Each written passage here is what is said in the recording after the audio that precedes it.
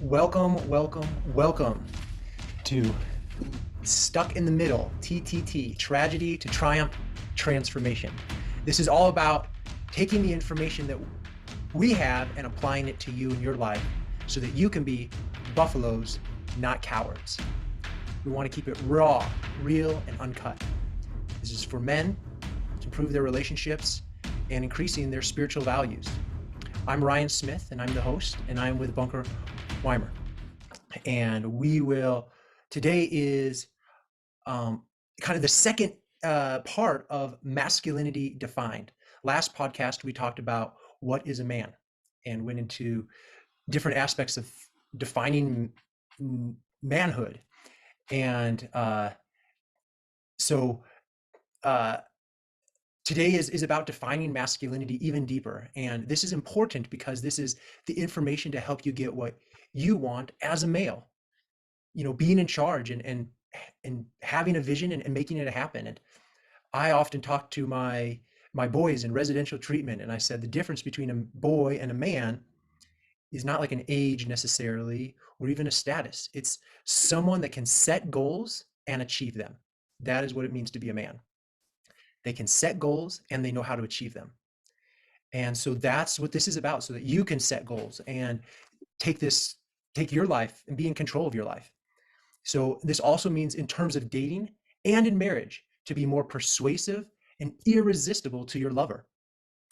And this podcast is really all about making you a better man. And for you female viewers out there, this is helping you get into the male psyche, and so that you can speak manese or matinese or something, and the language of the male, and be more persuasive as a female. Of course, this podcast has three purposes. The first is that we can take the information that we have and be helpful to you, and then take you to the next level to really apply these skills. And so we encourage you to check us out and have more one-on-one coaching. The second is to really be helpful and improve your life. And then the third is if we really are helpful, we believe the second or the first priority will be taken care of, is that you'll want to take this to the next level and be a better man and better in your relationships. Bunker, any parts on that before we get into this topic? I think you covered it well. I just from our off the camera conversations, I think ultimately we both have the same desires to help people, and regardless of who you are, that is what we intend to do our best at doing. Yes. So wonderful. Well, Bunker, thank you for being here. So today I'm taking a risk here and trying to define the difference between the alpha male and the beta male mentality. And so let's define this up front. So let's start off by saying what alpha is not. Being alpha is not wearing the most expensive clothes, bullying, being a bully, or even being the most popular.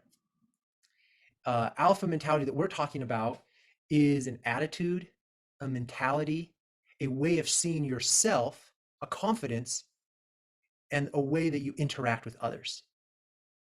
If it's not consistent, then it's hard to be convincing.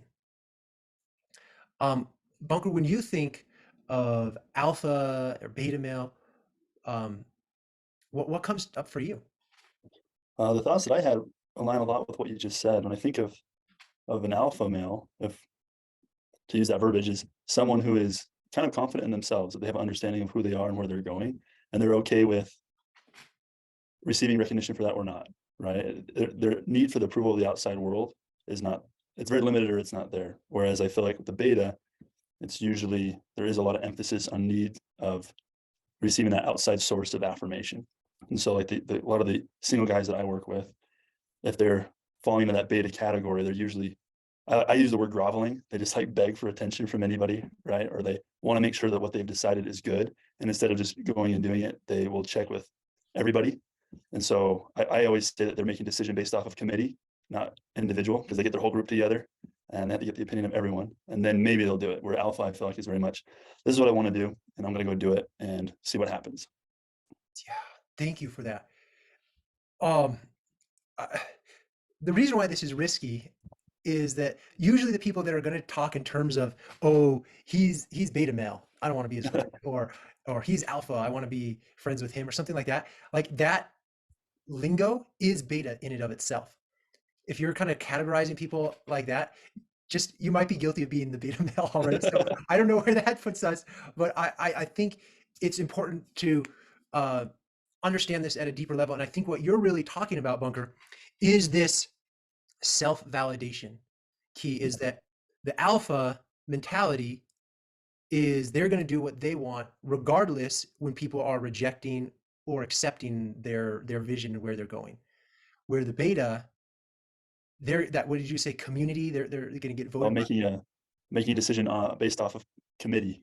They throw committee, committee right? members together. And so they're going to be very much what is popular opinion, and they're going to be super tapped into others and trying to like be schemy and trying to think what would other people do that would be the most helpful. And it's kind of like it's a maybe passive aggressive, if that basically they're not making a decision, what do I want and how do I go for it. They're going to be basing their decision, their truth, their self-worth based on how other people esteem them, or whatever the feedback is from others, that will influence how they think or feel. But the beta is like a rock, and it's firm, and it knows where it's going to go. uh I think is that what you're saying? That's what I heard from you. No, I think that's a great summary. But just to take this even deeper, when we're talking about beta and alpha uh, mentality, the root of this comes from waves, like wave frequency. There's delta wave frequency, theta, and I'm going to say it in order. The slowest, maybe if I speak like it, I'll be delta is very slow. Theta is a little bit faster. Alpha is even faster. Beta is even faster, and gamma waves frequencies are going to be super, super, super fast.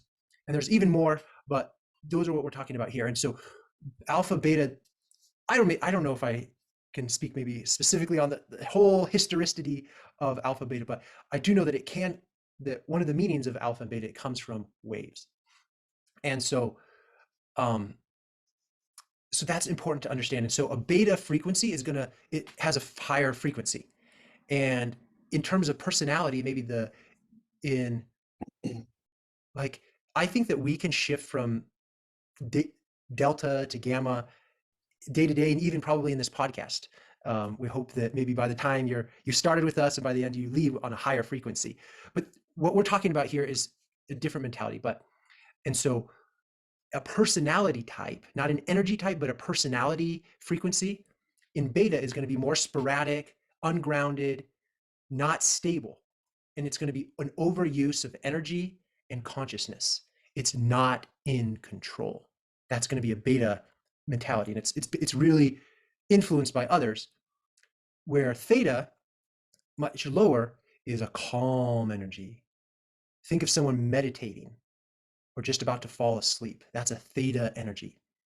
Uh, but alpha is in between that theta and beta. And its balance is in assertiveness. It's not too aggressive, but it's not too passive. It's stimulated, confident, unshaken, focused, relaxed, but ready to take action.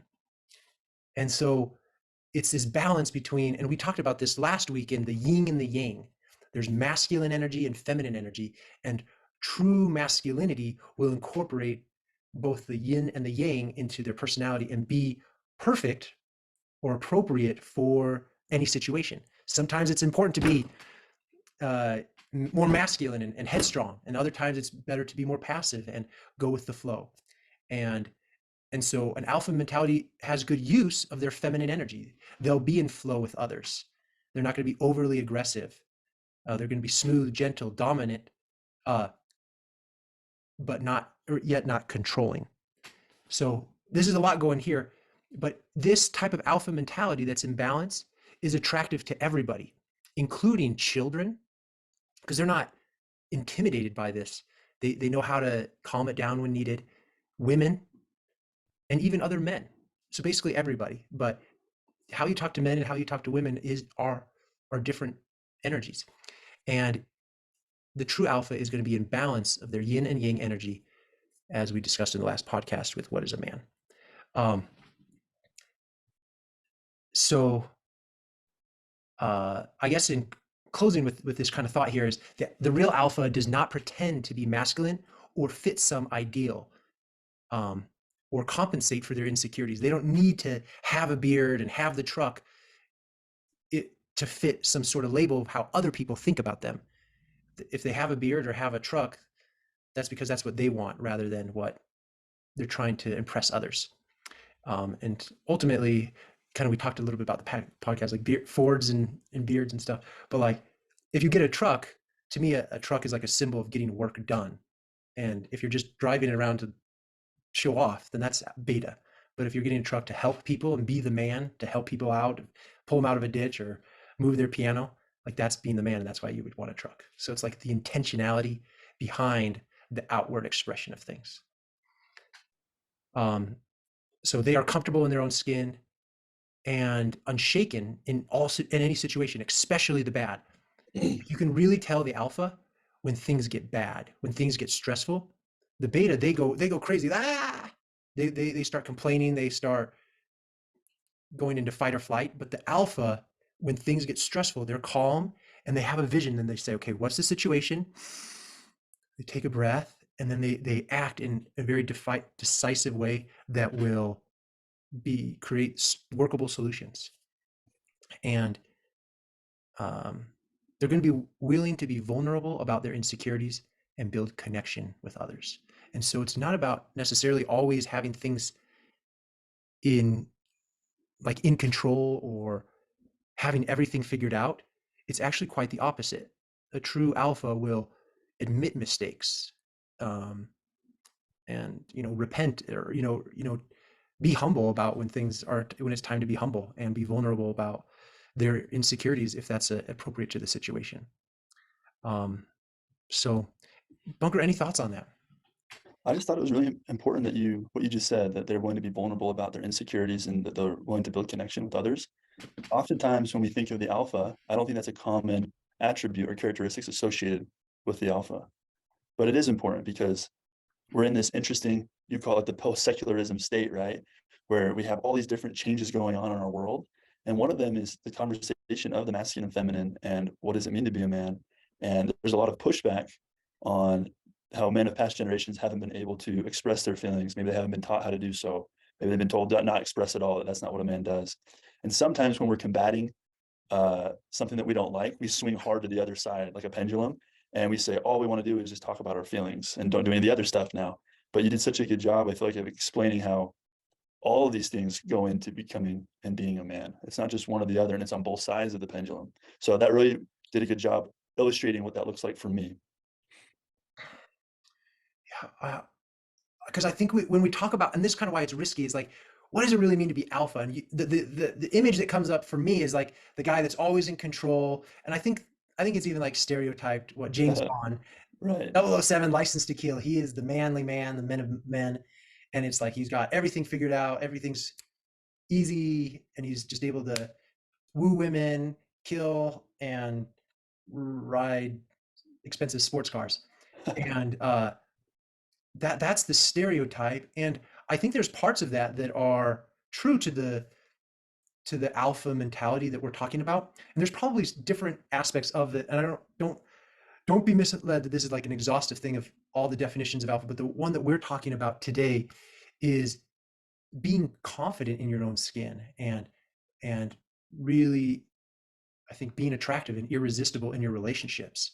And if you can't be vulnerable, then you're not going to build that connection. And I want to talk about that. There is something I've really, there's very, how do I say it? Uh, I'm not super knowledgeable about this. I'm going to be vulnerable right now. I don't know all of this, but something that I just kind of thought is there's different personality types. They say the alpha, sigma, beta, delta, gamma, and omega personality types. That's not what we're talking about here today. And I don't know about that, so I'm not going to talk about that. But I think it's what we're really talking about. I think could be summed up in your story, Bunker, of being the buffalo and not the coward. And just because I like it so much, could you say the story again, Bunker? No, absolutely. And hopefully I can give it some context. But basically, buffalo, well, let's start with cows.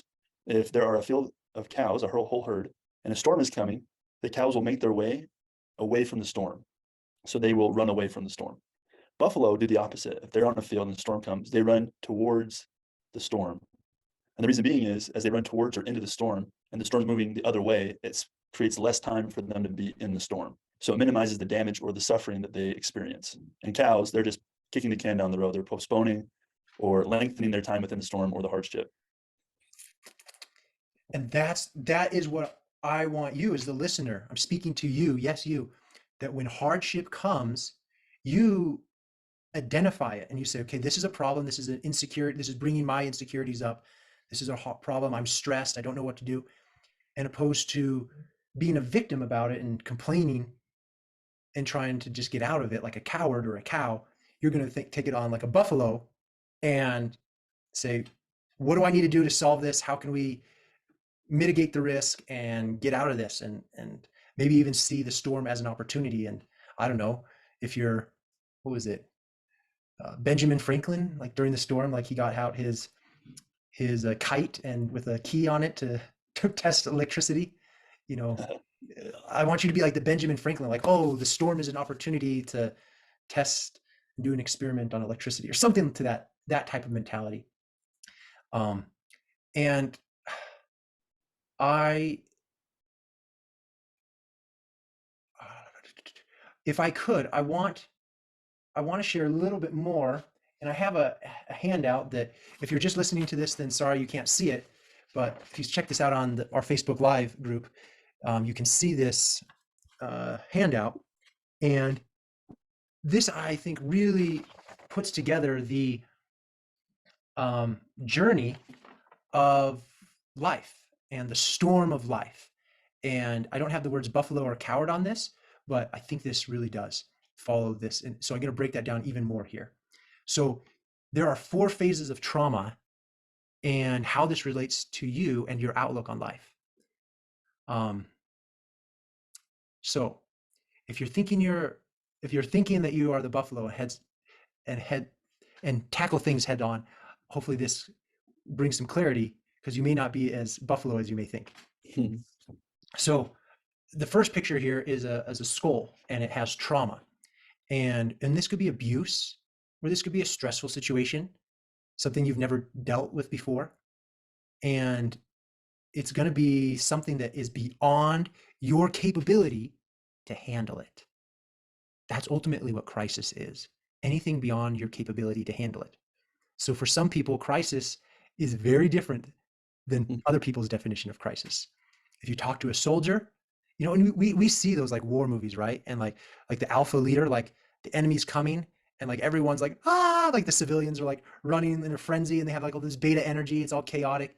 But the true soldier, when the enemy comes, they're prepared. They're not rattled by it, and it's not beyond their capability to handle. And so they're calm under that type of pressure. But going to all of us, we get traumatized. We have something beyond our capability to handle. And I think just raising children, that I don't think there's any parent that's like, oh yeah, it's always easy for me. I always have it handled. And maybe they do say that like your first child is maybe going to create more crisis, more trauma than maybe veteran parents with like four or 5 kids or more. But anyway, I think, okay, enough on that. So the next phase is the victim phase. And in terms of abuse, it's where you are treated less than human. And the reason why it was abuse is you felt out of control, helpless, and it triggered your fight, flight, freeze, fawn response that created fear for you. And in terms of like a relationship, your heart was broken in that abuse. And this is, you know, where the post-traumatic stress disorder comes out, the PTSD. And if you stay in that state, then it's not good. And you're broken, you're a victim, you don't have power. And it's linked to the trauma. You're making those decisions because the past was so painful, and you're trying to avoid it. The next phase, and I say phases because I really believe that people change and they transition, sometimes even go back. And ultimately, when you get triggered, you go back to that trauma place. The next one is linked to the trauma, and that's the survivor place. And this is where you're becoming, where before in the victim place, you try to become, you felt like you were less than human. Now you're becoming superhuman. You're trying to become more than human. And opposed to feeling out of control, you're trying to take control. Opposed to feeling helpless, you say, you create this rule, I'm going to trust nobody, no one. I'm going to take the control in my own hands. And then opposed to uh, flight and fawn, you're as a survivor, you're going to fight or either numb yourself and emotionally, so you don't get hurt, and it makes sense. You're trying to avoid the pain, so you numb yourself, you fight, and that's maybe why people go into addictions and they just don't want to feel the pain anymore. And their response to fear is they say, I rely on me, and they create a lot of walls around their broken heart not to get hurt again. But the problem with this, if you stay in here, it becomes a personality disorder. And then you become the victimizer because your walls are so strong not to get hurt yourself. You begin to bulldoze other people around and hurt them. And the very thing that hurt you, you start projecting on others.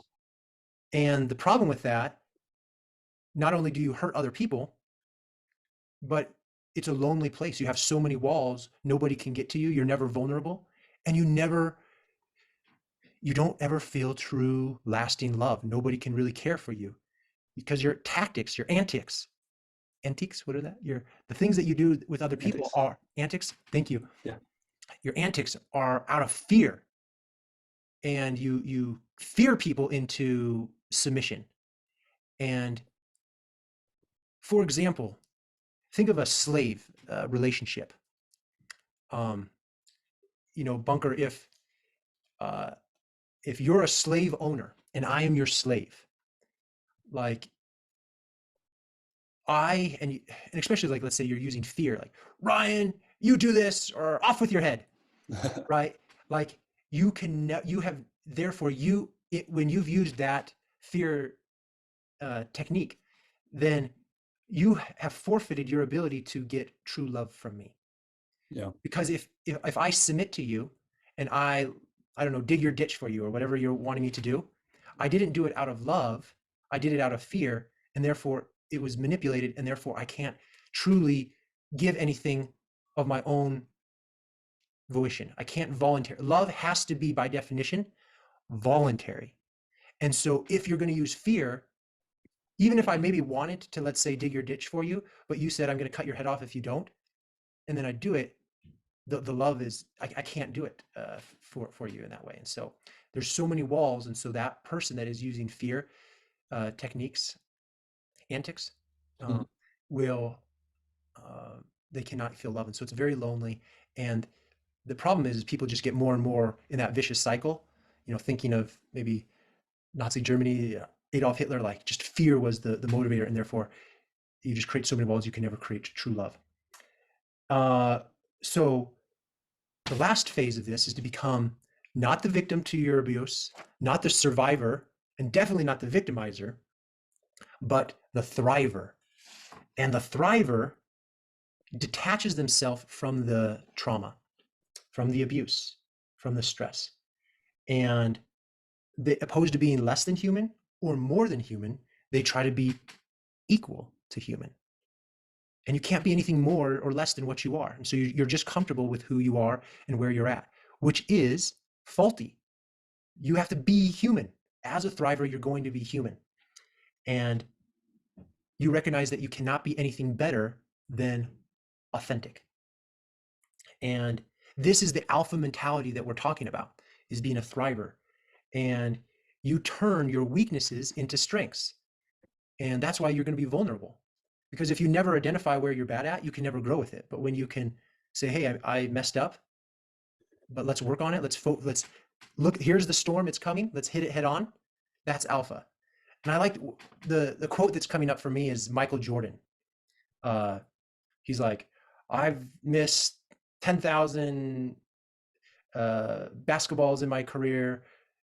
46 times I was trusted with the ball in the last minute to make the game-winning shot, and I missed. And I've had all these other failures, but that is what makes me a winner. Maybe you could help help me out with that quote. No, I think you got it pretty close. I mean, I don't know the exact one either. I can look it up, but I think that I just had something to share with that that I Please, thought was please. Yeah, interesting. please do. So I had the opportunity to play college football at Snow College, and we had a sports psychologist come and speak to us once a week. And I don't remember everything he shared, but one of the things that he did share was he used Michael Jordan and Tom Brady, two of the most probably successful athletes that we know of in history. And he said that us as human beings, 9 out of every 10 thoughts we have on average for an average person, 9 out of 10 thoughts are negative. But for Tom Brady and for Michael Jordan, they went and studied them. And for them, it was only 8 out of 10 thoughts were negative. They had one more positive thought per 10 thoughts, and it's made all the difference in their career. And so, kind of summing up like what we've been talking about, like being a buffalo, being an alpha, like leaning into the pain and the hurt, I think that's something that they probably do as well, right? Instead of just focusing on the good things that they did and saying, man, I missed all these shots. I made all these bad throws. My teammates didn't do these things. It's focusing on those things that they can control, right? And they're leaning into it saying, okay, here's a little spot where I could be better. I'm going to go practice this 10,000 times. And sometimes that's how our life is, right? Like we have insufficiencies and how to navigate life. It's interesting to me. I've always thought about this. It's kind of funny, but to anything we want to do, like school wise, education, work, there's certifications, there's tons of classes to be taken. It's continuing education. But when it comes to having relationships, there's no qualifications, there's no certifications, oftentimes no education, right? Oh, And I think the world shows that a little bit. Like we're a representation of the best that we're doing, and sometimes we're not doing that great.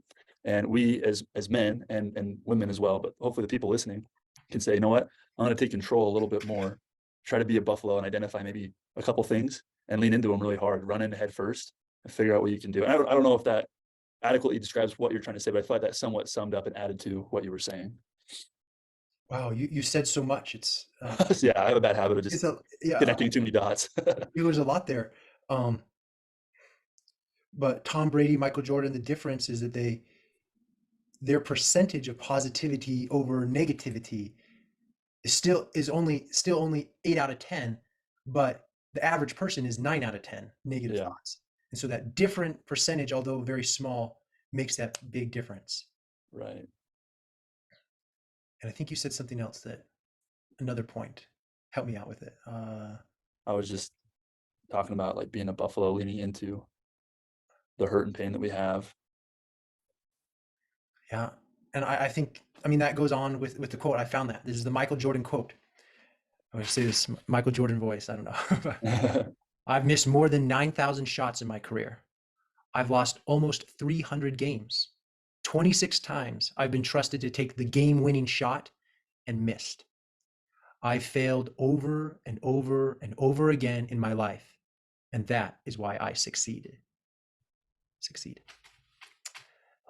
He's and I think to me, what I get from this quote is a recognition of his flaws and embracing that and saying, okay, I'm not very good at whatever, and really just honing in on that. And so I think that that's just so important, just to tackle see your problem and tackle it head on. I'm poor. I'm fat. I'm bad at relationships.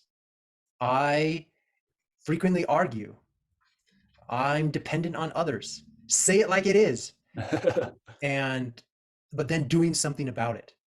And most people are not willing to say, look, I don't have the body I want, and I'm fed up with that. I want this type of body. I want this type of lifestyle. What do I need to do about it? What kind of bank account do I need to get? Do something about it. That's alpha. And it's taking the storm. And um, I think there's so much on this topic, but um, you may be asking yourself, the listener, yes, you, am I alpha? Am I a victimizer? Am I too masculine, too feminine, too much yin or not enough yang? And so I want to take what we've talked about and apply this to you and your journey.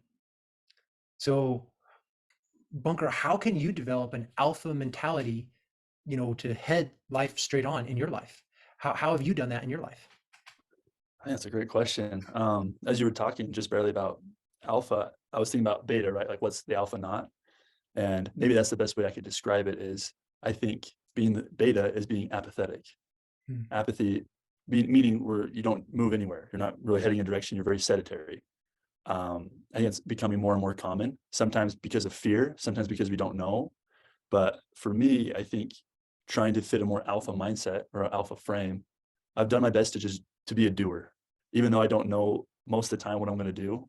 A kind of a motto for me recently has been kind of just to show up. So I've realized like a lot of people who I work with, I'm in the construction industry, and so a lot of jobs and things don't happen solely because the people who are contracted don't show up, and it can be a huge frustration. And I think a lot of the kids that I work with too, their grades are bad because they didn't go to class. They didn't even turn in the assignment. Maybe they never looked at it. Maybe their relationship's failing because they bailed on the date too many times, or they don't answer the phone call with mom and dad, or whatever it is. They don't show up. And even though we don't always know once we answer the phone what we're going to talk about, or maybe we don't know how the date's going to go, or maybe we don't know how we're going to do the job in the construction world, we have to show up physically, like be in that spot to just give us a chance. And I think if we want to continue with the sport example of like Michael Jordan, he had to take the shot. You know, like I think he has another quote that says, "You miss 100% of the shots you don't take." You're right, right. And I guess that would be my answer: is just do my best to be a doer, even though I don't know. Yeah, and I think my to add on to that, which was a great thought, is is showing up is whatever you're doing, do it the best you can.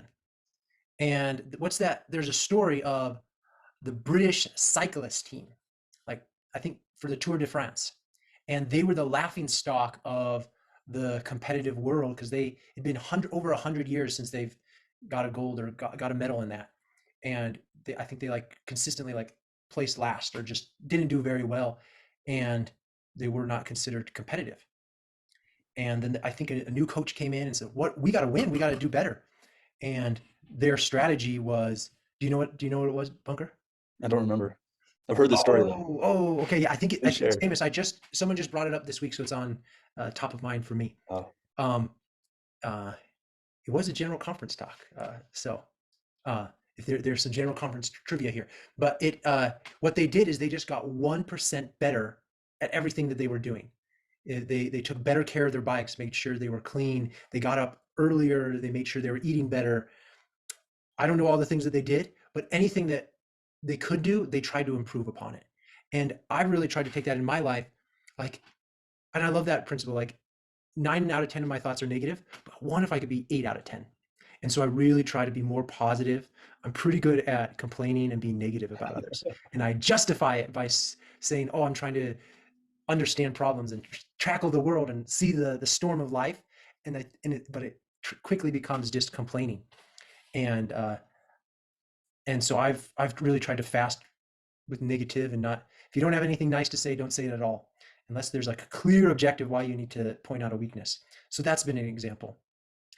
And for you that may be thinking, oh, I'm too feminine, I'm too passive in my energy, my advice to you is go to a football game, join a sport, go somewhere where you can just yell and just scream it and use, you know, a stronger energy that is requires stronger energy.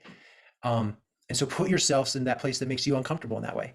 And then the opposite is also true. If you feel like you have too much masculine energy and you're too impulsive and you're uh, killing relationships before they have a chance to get started, um, maybe yelling too much, something like that, then do something that's also uncomfortable.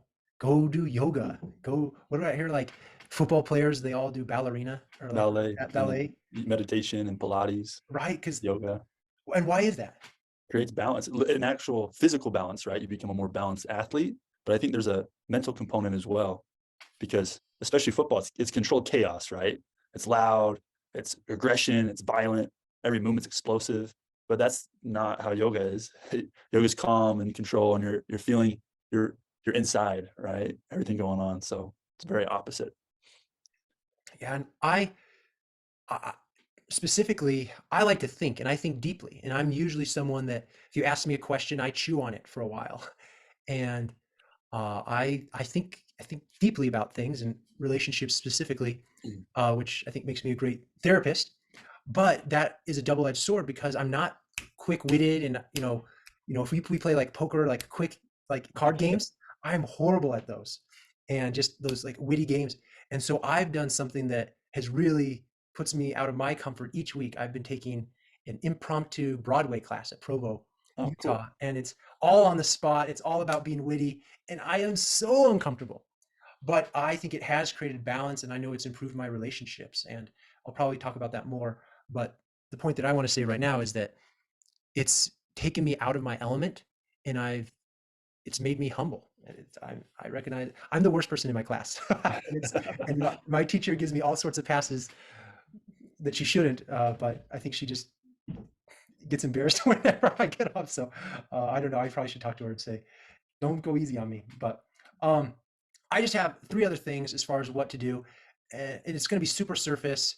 And but I hope when you call me and we can work on this more one on one, we can dive a lot deeper. But I think it's so important in order to be alpha. Remember we talked about at the beginning, is that you're going to have a vision for your life, and you're not going to be passive to the community or the influence of others.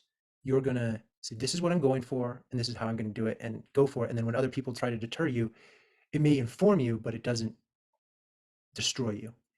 And you got to really know what you're going for. And there's so much to that. So, but I think all alphas, they have a vision, they know where they're going, and they're not deterred when times get tough or when the naysayers come out. And I think it also has a willingness to fail and be wrong. For me, this is like out of all the quotes that I've have of Michael Jordan, this is the one that I know most of them. And he says, I missed more than 9,000 shots in my career. And that's like just willingness to admit vulnerability and weakness. And I think on that point, and the last point is extreme ownership. And I just finished the book by Jocko Willink and about leadership. And he even interesting, as he finishes his book, he says, this book has a flaw. And when you're thinking extreme is taken to an extreme, right? It's taken too far. And some of my readers are people that have misunderstood leadership, and they believe like the military is just like domineering and do what I say, drop and give me 20, push until I get tired type of mentality. And that's not good leadership. It is a balanced leadership. And he even said that. And I thought that was interesting that his title may be misinterpreted and there may be a weakness in his title. And he even said that. So I thought that was very vulnerable of him. Um, any other thoughts until, and then let's wrap it up with the questions from our viewers. The only thing that sparked my thought process, not the only thing, but the one thing I wanted to comment on was when you just brought up Jocko. I recently heard a quote from him where he said, discipline is freedom. And that was just one other thing. To sum up all the things that we've talked about is we really want to focus on application and being doers. And that requires a lot of discipline. And discipline can be very hard. Discipline equals freedom, meaning the more disciplined you are, the more freedom you'll have to do the things that you want, and the more money you will make, the better your relationships will be. And those are things that we'll talk about later on. But I thought that was one thing that I should share that would help sum up things as well. But I say we get into the questions. Yeah, wonderful. With that, discipline equals freedom. That goes back full circle to, being a true man. The difference between a man and a boy is the men know how to set goals and how to achieve them. Right. And how to achieve them cannot happen without discipline. And so discipline equals freedom, meaning you're going to work your butt off to get what you want in life.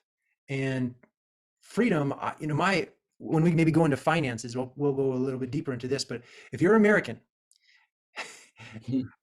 I don't, I'm not any other culture, but if you are American, you should be striving for financial freedom in your life. And we'll maybe talk about that later. But in order to get that freedom, you got to pay the price, and it takes discipline. So yes, I love that. Thank you. For full circle, how we started is how we ended. So this one comes from Shannon. She said, thank you, Bunker and Ryan. My boyfriend is weak with other women and me, but not other men. Why is that? And how can he improve? Anything I could tell him? Bunker, you want to start that one? Sure. I don't know if I have the right answer. I'd love to meet your boyfriend a little bit more. But I thought a story came to mind recently. I had this conversation with a good friend of mine. He's dating his new girlfriend. And her main complaint is that he is too submissive and docile. Like he never shares his opinion. And she'll always ask what he wants to do. And he's just kind of like, well, whatever you want to do. And I think you touched on it earlier in the podcast when you said being a man is having that self-confidence and knowing where you are and where you're going. I would say that he's struggling with vision. If things are kind of happening to him, he's not happening to life. It's easier to happen to life when you know what you want to happen. And so that would be my thoughts, but I'd love to hear what you think.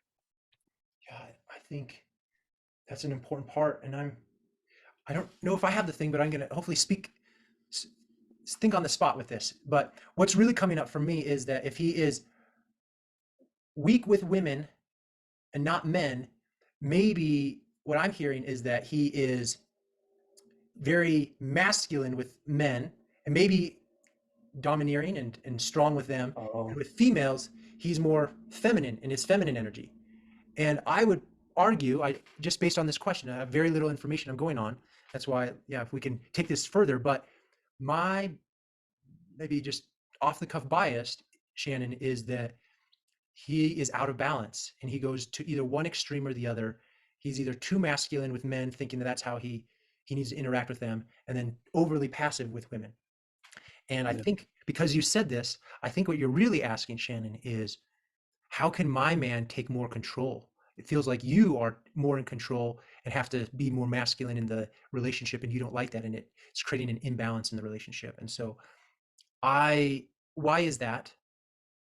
Um, I think it's that he has not gone to that fourth phase that we talked about today, to that thriver phase. He's still in the survivor mentality, and he's trying to be superhuman. He's too strong with men and too weak with females. And so he needs to really get to the root problem and that his insecurities that are driving that behavior. And so what he needs to do is he needs to heal those wounds and those limiting beliefs that tell him that he's not enough and that he has to compensate.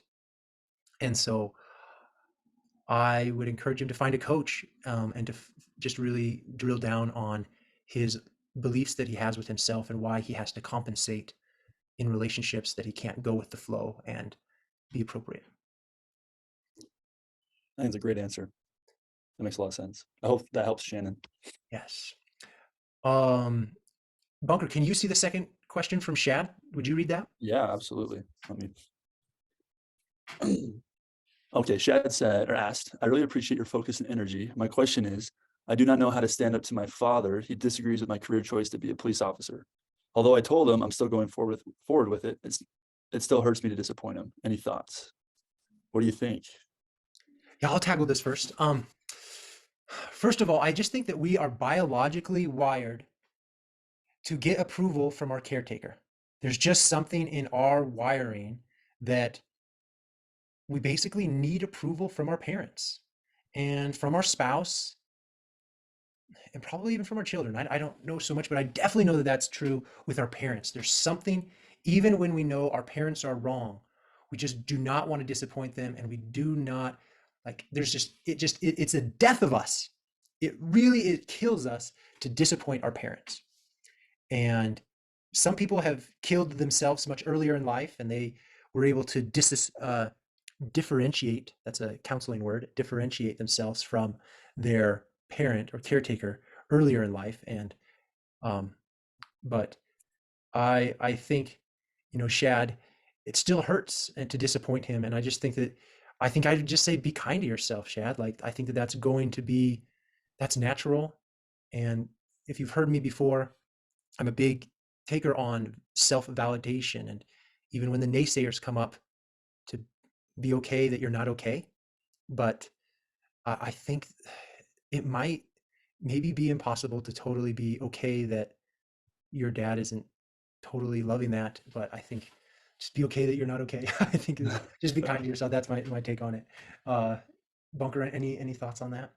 I just had one thought of something that I've heard before, so I'm kind of just reiterating it. I didn't come up with this. I wish I would have. But I think it was Jordan Peterson that he shared a little bit about fathers and sons and how he said for a man to become a boy, the father must die. And I thought that was interesting because what he's saying is Freud first came along and said that a man to become a boy, father must die. And then Carl Jung came along later and said that that death is a symbolic death. And he goes on to explain a little bit about how it's just a separation of identities. We're so wrapped up with the people around us, the people that we love and care about, and our parents are the people we come from. But as hard as it is, there's a separation that we create of I'm a boy, I'm going out into the world to do my own things. And as much as I want the support of the people around me, regardless if I get it or not, I'm going to do it. And I think at a certain point, there's only things that you have control over. So speaking to Shad, at a certain point, your relationship between you and your father is definitely half yours, but he has to meet you half of the way. And if he's not happy with it, even after all the things that you've done, I think kind of what Ryan said, like you have to be happy with not being happy. You have to find some contentment in just the situation at hand. That's my two I cents. think you can't always win out everything, but and then besides just for you, and just maybe recognizing that might be hard, Shad. Uh, I think it might be really helpful to have a conversation with your dad and say, Dad, look, I know you don't like my decision to be a police officer. Why is that? What's the problem with that? And I bet, and if you can keep asking questions, you're going to get his vulnerabilities. And he probably has some sort of rule that he has why that would be inappropriate for him. And I don't know, maybe it could be that he had a bad experience with cops and he hates cops. It could be he thinks it's too dangerous and he wants a more conservative place. And and he just really loves you and he thinks that that's a death sentence. I don't know, but I think it would be really helpful. And the thing is it's you also, by doing this, by asking those questions like, why, Dad, do you not want that? And keep on asking, like, even though you think you got the answer and you got the surface answer, ask it again and ask why again. Why, like 7 times. And just make him like really think why, if he says, oh, because it's not a good career. Why is it not a good career? Well, it doesn't make a lot of money. Why is not making a lot of money a bad thing? Um, and then just keep on, and then just whatever he says and say, why? Just keep on doing that and then really get the heart of it. And when you can get that place and really pin him to what unconscious beliefs, or conscious or unconscious, but hopefully you get to the unconscious, it will create some love. And you might really see, he might like break down and say, I just would hate to lose you, and by you joining the police corps, I think that you might die and I would hate, I couldn't bear living without you. Oh, that makes sense why you're so disapproving of that decision. So really ask the question, and I bet you at the bottom of it is going to be love, and there will be empathy. And when that happens, he might actually let go of his original belief. And that's the magic of it. And that's why working with me, I teach you how to ask those types of questions, because that's not an innate skill, but I gave you the game plan. But if you can ask that and he finds that it's really about because he loves you, and the police corps is just a symbol of you dying early or something, then that clarity creates a place where he might be more open to being excited about your career path. And you can then say, I'm really excited about being a police officer because A, B, and C reasons. And then he might be proud of you. So I think you could, if you ask those questions, you might actually be able to persuade him and build the relationship at the same time. Kill two birds with one stone. Let's end with this last question with Bobo. I like that name. I cannot seem to lose weight, and it's not a physical problem, but more of motivation. Thank you! Exclamation point. Hmm. Uh, I like the name bu- Bobo. so Bunker, what's the question here? Can you identify the question? Yeah, it sounds like to me that they're physically capable of working out or doing whatever they need to do to lose weight. It's more the motivation behind it. And I think that kind of gets in what we did. We talked about just barely about discipline. Because I mean, personally, I feel like motivation comes and goes. I'm not the expert therapist though, but just from my own experience, motivation is not always there, but it's that idea of I have to be consistent with my diet or whatever I'm going to do. Just a personal example. I remember I was in high school and I wanted to take my athletics more seriously. And so the gym I went to had a nutritionist and I met with them. And it was a huge change of my lifestyle, right? The things that I ate and drank and different things. And they just preached water. Well, that was it. And I wasn't a huge consumer of other things, but I remember I loved orange juice a lot and different. Yeah, there you go. You got your water. It's being disciplined. But I just had to make the conscientious decision that no matter what, and I think I heard a thing that said if you do something consistently for 30 days, it becomes a habit. And I don't even think about it now. Like I don't drink other stuff besides water because water just makes me feel good. My body functions better on it. So it kind of went from a struggle to, or a weakness to a strength, if you will. But that's kind of how I interpreted Bobo's question. So Ryan, what do you think? Yeah, I think motivation. I think it's a lot more complicated than maybe you want to believe. It's not, and I think this is maybe the misdemeanor, or not the misdemeanor, the misconception of motivation is that it's willpower. I don't think motivation or discipline is a matter of like just Just forcing masculine through. masculine energy. I believe it's actually more of a feminine energy to be more disciplined. They take both. At the kind of the end of the day, it probably is the masculine energy just to get out of bed and do it. But especially like losing weight. Um, I haven't met you, Bobo, so everything depends on people, but just as a general thought, you might be in denial with yourself. And there is, you have two competing goals. And ultimately, gaining weight is more important than losing weight, if that's true for you.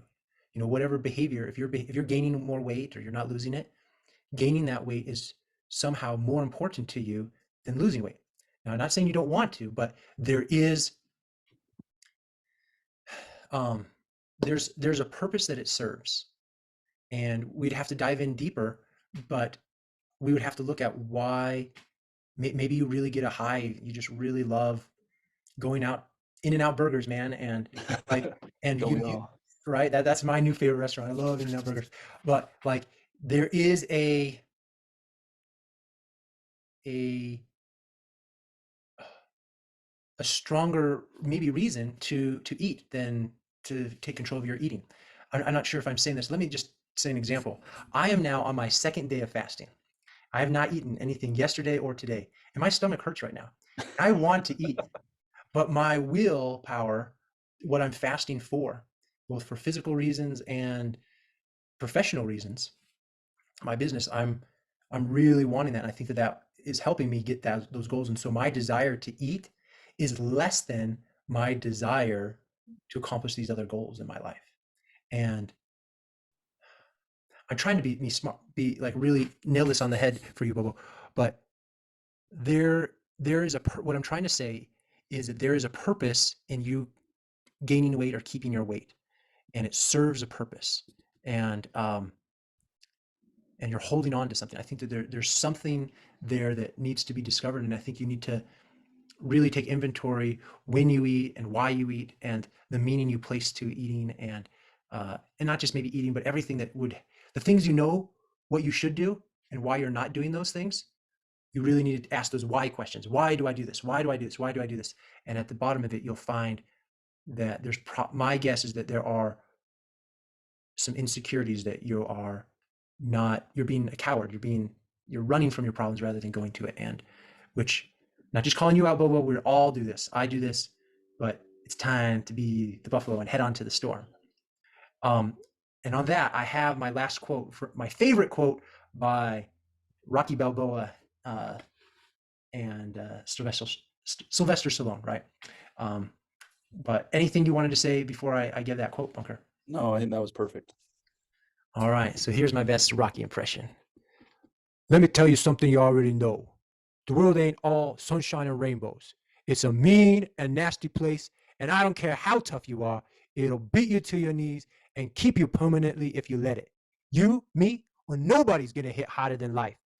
But it ain't how hard you hit. It's about how hard you can get hit and keep moving forward.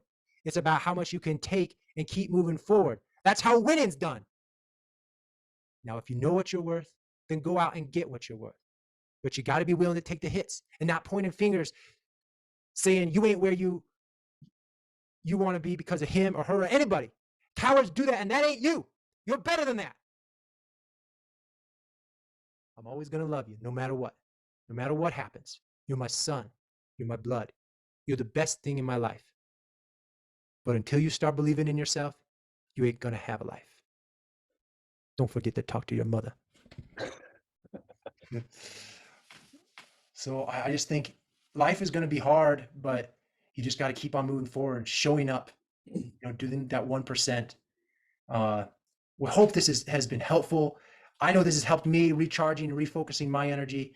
Thank you, Bunker, for Oh, being thank you for here. having Your me. thoughts, gems, pearls of wisdom.